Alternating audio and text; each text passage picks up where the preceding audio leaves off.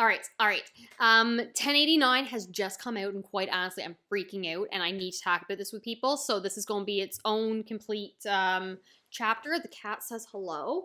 I have my tinfoil hat ready to go because I have questions. I have so many questions. But first, we're going to talk about the setup of this arc. So we are beginning in the East Blue. Makino is there with her son in the bar, crying because of the mayor yelled at him. Doesn't matter. And we don't know who his father is. It's from the cover stories. I need to know who the father of this child is. We have to Dan crying as Garp is been taken hostage, presumed dead, though specifically not killed. The fact that they made Dan cry is a shame and a crime because this woman deserves a break after all she's gone through. The mayor is just like saying, it's Garp, I'm not concerned, he's fine.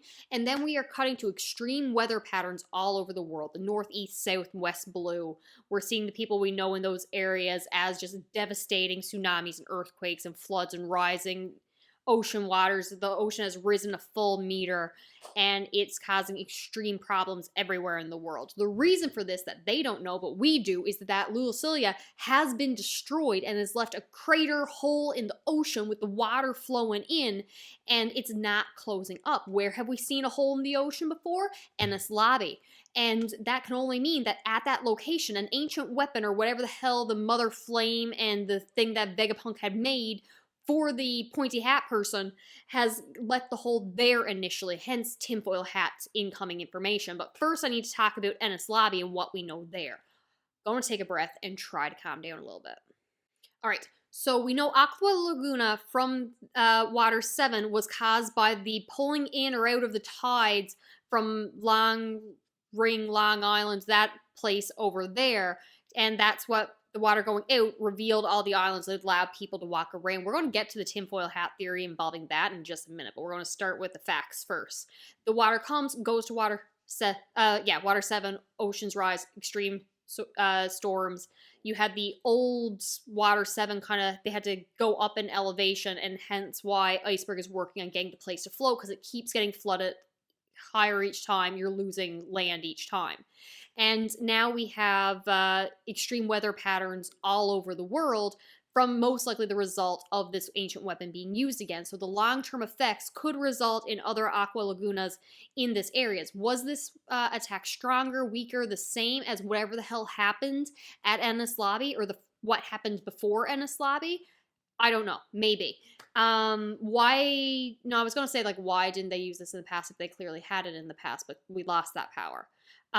Getting into one more thing, we also have Wano, where we have an ancient weapon within the vicinity, and then the old Wano built at a lower elevation, and now the new Wano above it, and the walls around it and flooded in.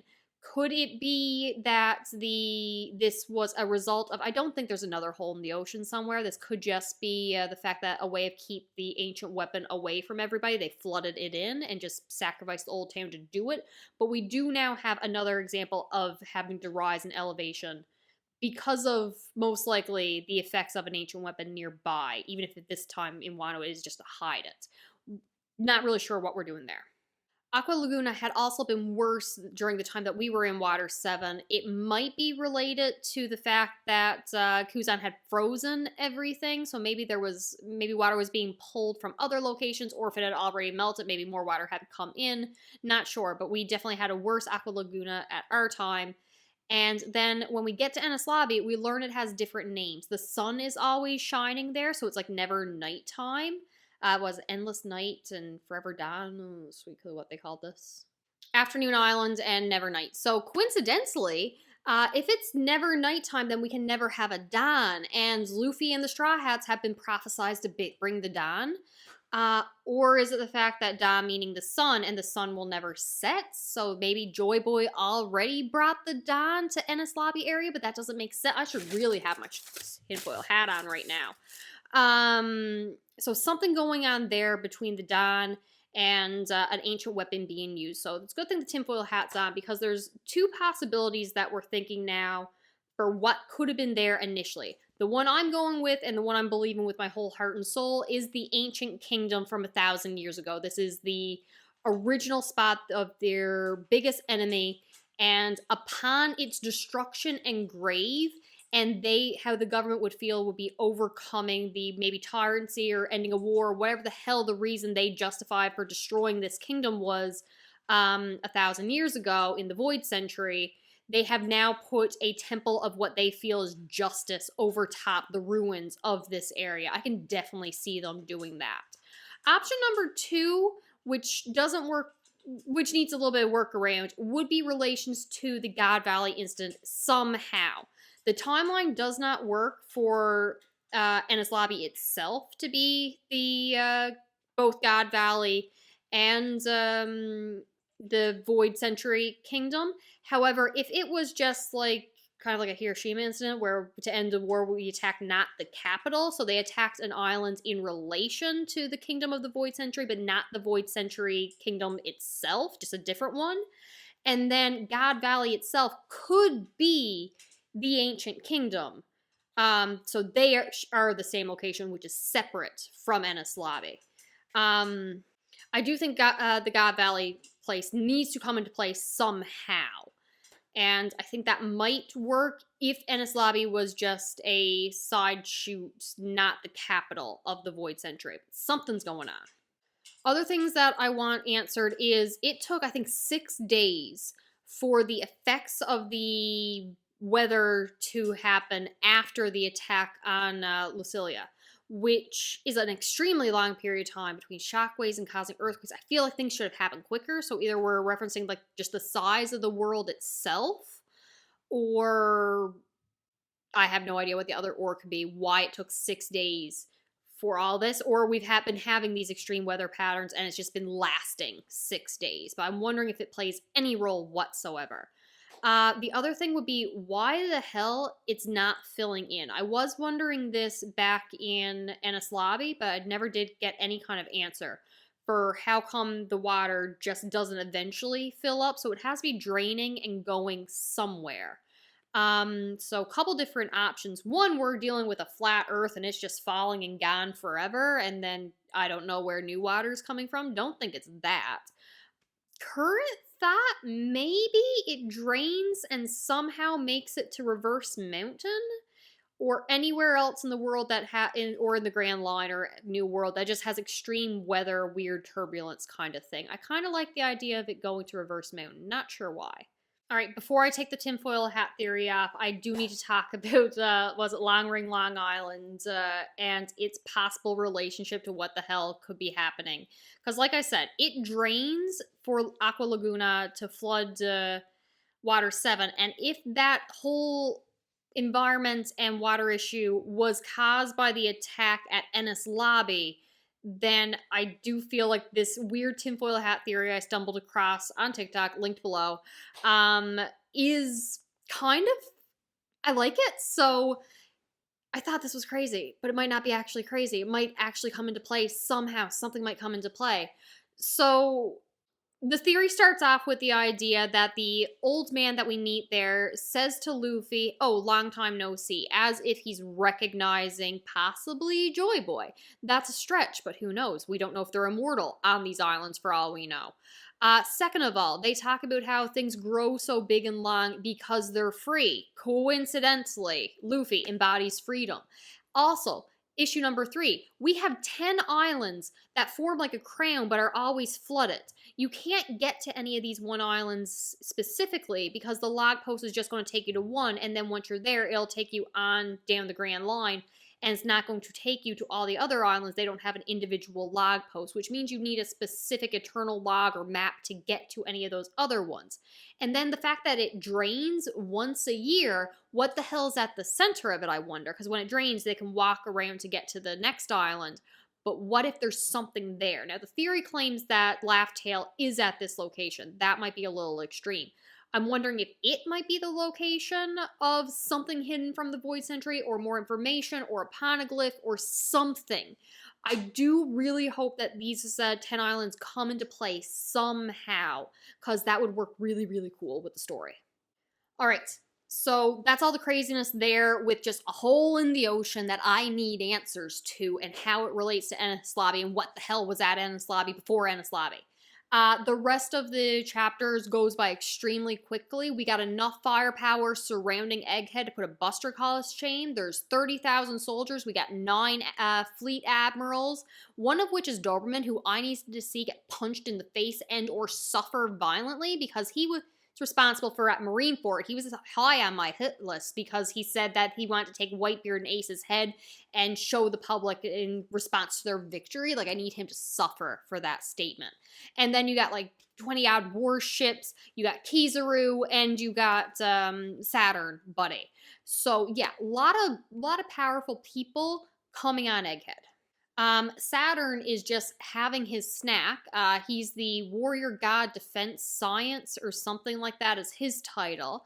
And he's getting debriefed on everything, praising Morgan for his news article about how Luffy had taken Vegapunk hostage. So it allows them to put a good spin on things if they have to kill Vegapunk and blame Luffy.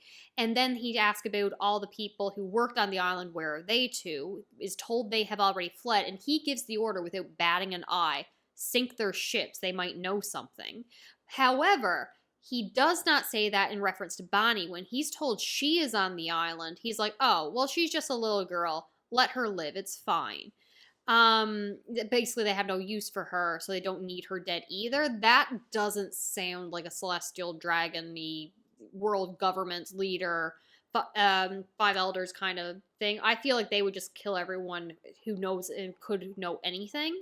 So I want to know why he's fine with keeping her alive, especially because Magma Bastard had her last time before we seen her in this arc, and she clearly got away from them, so they need her alive for something. The five elders then get on the phone, or the snail, with York, who is talking to them saying, hey, why are you trying to kill me? Don't you, like, I gave you the information. I'm not researching the Void Century. That was the satellite. That was the Stellas. That wasn't me. Yeah, well, you're also Vegapunk, so we had to order your death as well. But actually, we got a request to leave you alive if you're willing to work with us. Request from who? We know it's got to be the pointy hat person. However, she moves past that extremely quickly. Whatever. What do you want? And they say, can you replicate the Mother Flame on your own? And she's like, yes, but the reactor and everything I need is here on Egghead to do that. So the Mother Flame, most likely, like I said, the power source powering the ancient weapon. So we likely have an old ancient weapon that they just needed to restart the power to. And it was York who smuggled that information out to the five elders in order to power up the ancient weapon that they have, more than likely. And now they just need more power source, so that's what she can provide them. In exchange, if they make her a celestial dragon and not kill her. So they agree to those terms, but she has one more term. Save me from the Straw Hats, because they have her held hostage. Usopp is holding the snail microphone thing to her so she can talk. They've been orchestrating this call. Zoro's got a sword to her neck. Luffy's standing there eating a leg of meat, and everyone is there except Robin, Stussy, and the draft guy, Kaku. Can I just call him the draft man? So, like, where are they? Why isn't Robin there? I'm assuming she is going through Vegapunk's information, researching the Void Century. I'm assuming Stussy's with her, and I'm worried that my sweet, darling, beautiful angel Stussy is going to betray my other sweet, darling angel Robin, who's done nothing bad in her entire life. I don't want them fighting, so I hope she's not with her to cause some trouble, cause something later on.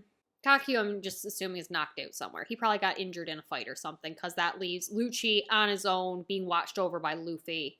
And so eventually the next chapter, we're going to have to get a flashback for how we got here, because clearly we skipped from York being in control with Vegapunk and all the Seraphims under her command and other ones petrified, to her on the ground, sword to her neck, completely held hostage by the Straw Hats. So I'm excited to see how we get there.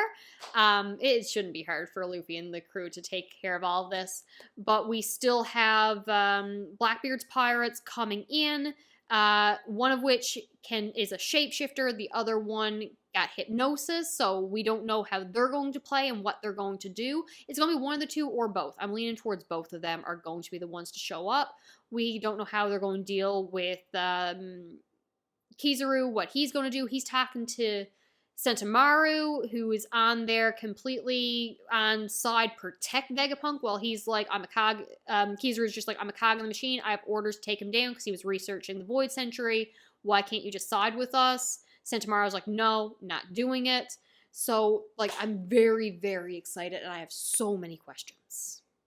All right, that's all I got. Tell me what you think is going to be happening in the comments. Tell me if you think what's going on with the location at Enies Lobby. Do you think Aqua Laguna is going to have a play? Do you think that Long Ring Long Island is going to have anything to do with it whatsoever? I really kind of hope it does. I really like that arc. Just what do you think is going to happen?